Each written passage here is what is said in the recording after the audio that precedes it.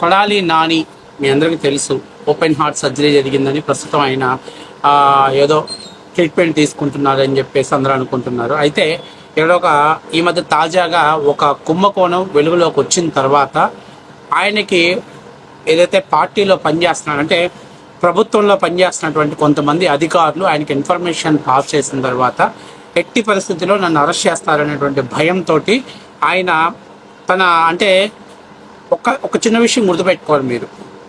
Telugu Desam party శ్రేణులకు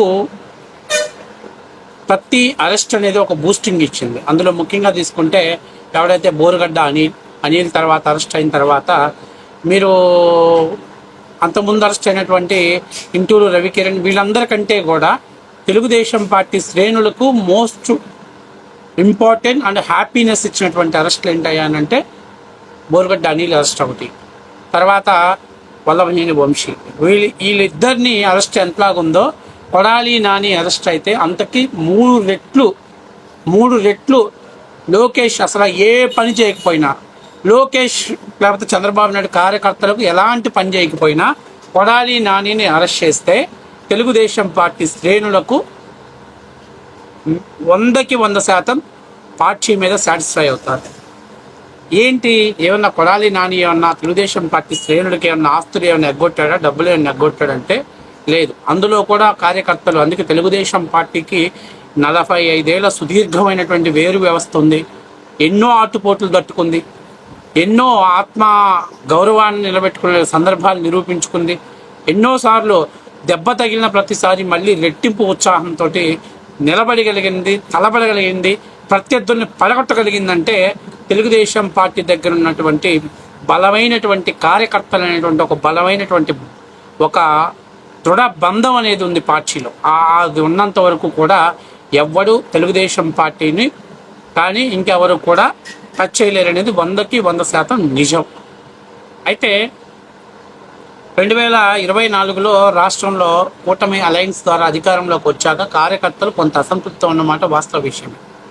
అసంతృప్తి కూడా ప్రధానమైన కారణం ఏంటంటే పాత అధికారులు ఇంకా అక్కడే ఉండటం, ఆశించిన స్థాయిలో ప్రభుత్వం యొక్క పర్ఫార్మెన్స్ అనేది, ముఖ్యంగా గత 5 ఏళ్ళు ఎవరినైతే ఇబ్బంది పెట్టారో వాళ్ళని చట్ట ప్రకారం వాళ్ళ మీద చర్యలు తీసుకోవడంలో ప్రభుత్వం చట్ట ప్రకారం వెళ్ళాలనే ఉద్దేశంతో డిలే చేయటం వల్ల కొంతమంది కార్యకర్తలు అసంతృప్తితో ఉన్నమాట వాస్తవ విషయం.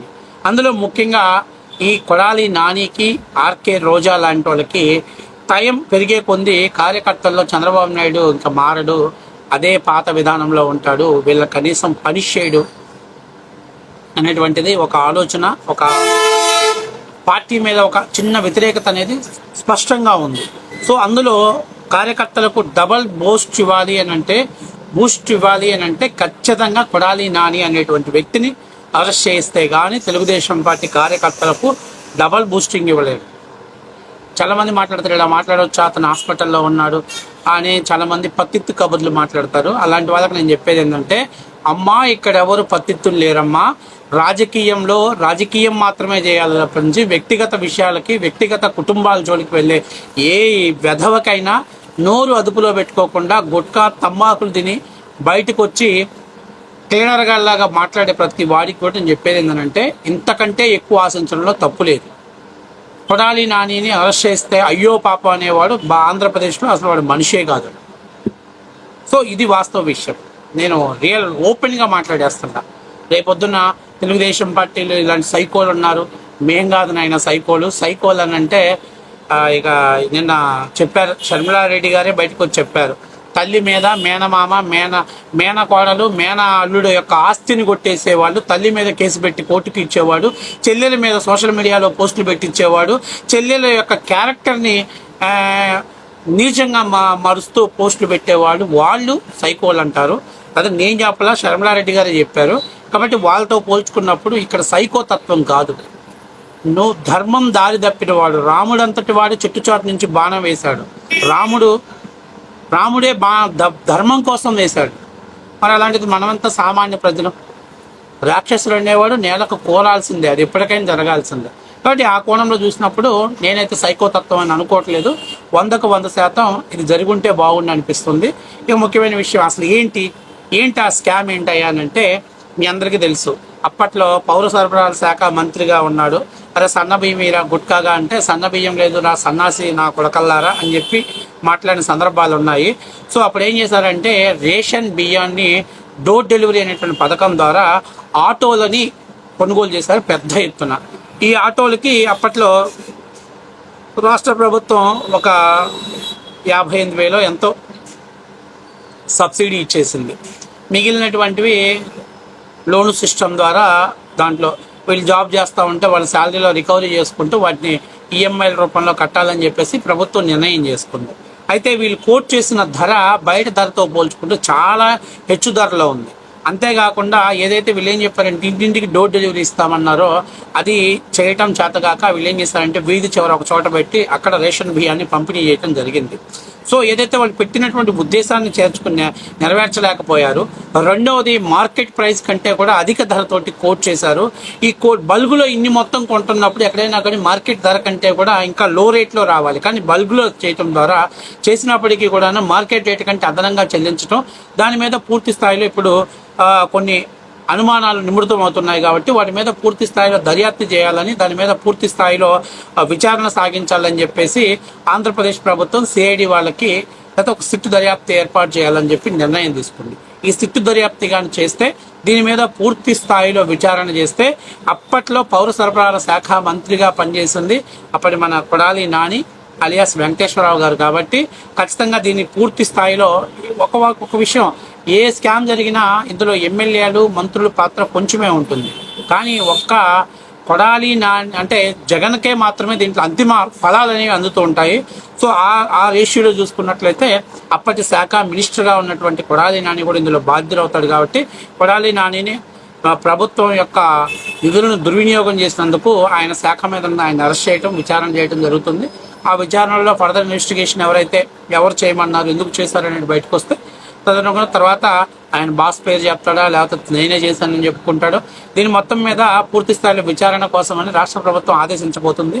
దానికి నిన్న మనోహర్ గారు కూడా ప్రెస్ మీట్లో చెప్పి ఈ వెహికల్స్ అంత వెయిట్ హై రేట్లో కొనుగోలు చేశారని చెప్పడంతో దాని మీద అంటే ఆల్రెడీ ఇన్వెస్టిగేషన్ చేశారు కాబట్టి వాళ్ళు చెప్పడం జరిగింది. అది ఇప్పుడు పబ్లిసిటీ అవ్వబోతుంది కాబట్టి దాన్ని అరెస్ట్ చేయడానికి కొడాలి నాని ఆ శాఖకి అప్పట్లో ఆయన పనిచేశారు కాబట్టి ఆటోలు కొనుగోలు చేసేటప్పుడు ఆయన మంత్రిగా ఉన్నారు కాబట్టి దానికి పూర్తి బాధ్యత కొడాలి నాని వహించాలి. కాబట్టి అతన్ని అరెస్ట్ చేసి ఇన్వెస్టిగేషన్ చేస్తే ఖచ్చితంగా నిజాలు వచ్చడం అవకాశం ఉంటుంది.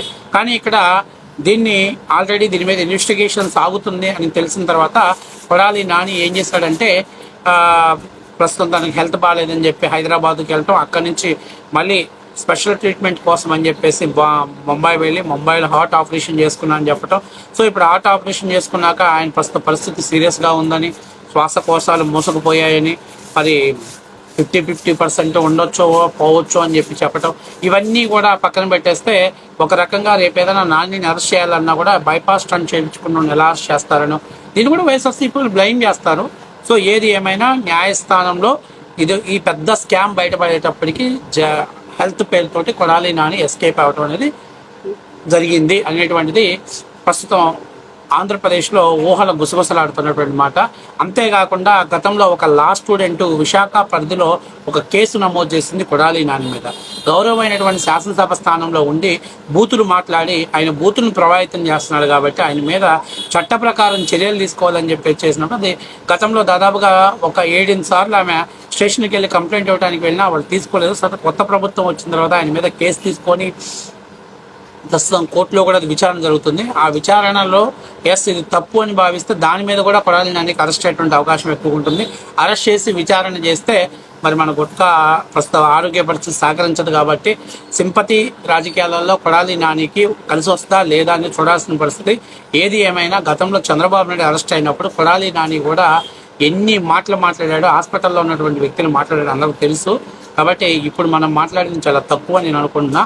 ఏది ఏమైనా గుట్కా నానికి ఆయురోగ్యాలను ప్రసాదించాలని, అట్లాగే ఆ రేషన్ బండ్ల మీద అవినీతి పైన మనోడు శ్రీకృష్ణ జన్మస్థానంలో నిజం ఒప్పుకోవాలని, మన వంశీతోటి కలిసి జైల్ మేట్స్గా ఉండిపోవాలని మనస్ఫూర్తిగా